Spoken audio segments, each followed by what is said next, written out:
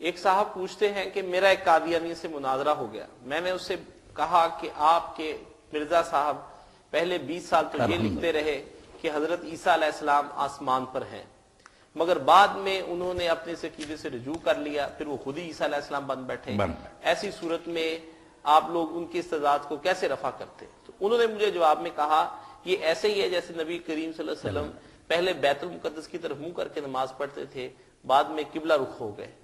میں تو اس کا جواب سن کر پریشان ہو گیا ہوں، اب آپ ہی جواب دیں۔ آپ میں اگر یہ صلاحیت نہیں کہ ان لوگوں کا جواب دے تو کس نے کہا کہ آپ یہ کام ضرور کریں؟ کیوں مناظرے کرتے ہیں؟ یہ چھوڑ دیں ان لوگوں پر جو اسپیشلسٹ ہیں، جانتے ہیں ان کی چالاکیوں کو۔ اب نسخ جو ہے نا احکام میں ہوتا ہے کہ حکم دے دیا اللہ نے اس طرح منہ کرو، بالکل دین تھا کہا آپ اس کی بغیر منہ کر لو۔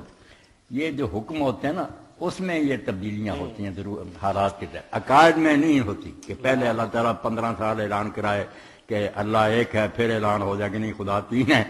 عقیدے میں تبدیلی بے ایمانی ہے، جب پہلے تم جاہل تھے یا کافر ہو۔ یہ احکام کی کوئی بات نہیں، شراب نہیں حرام تھی لوگ پیتے، جب حکم ہو گیا لوگوں نے مٹکے توڑ دی۔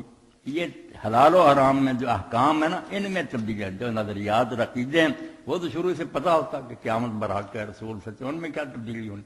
اگر یہ بات کفر کی تھی، جیسے اب یہ کہتا کہ عیسیٰ علیہ السلام کو زندہ ماننا شرک ہے، تم خدا کی طرح اس کو حین کو یوم، یہ 20 سال جو ہے 12 سال کتابوں میں چھاپے مجدد بنا ہوا وہی آ رہی ہو، اللہ بھی خاموش رہے، پہلے دن ہی ٹوک دیتا کہ کیا کر رہا ہے غلام، یار مر چکا ہے، چھوڑ اس بات۔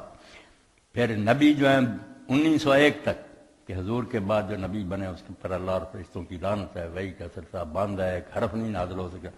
پھر کہہ دیا کہ میں تو غلطی پر تھا، وہی تو جاری۔ یہ مکار و فریبی لوگوں کے کام ہے، یہ قبلہ بدلنے والی بات نہیں۔ احکام میں نسخ جو جائز ہے، عقائد میں کوئی نہیں۔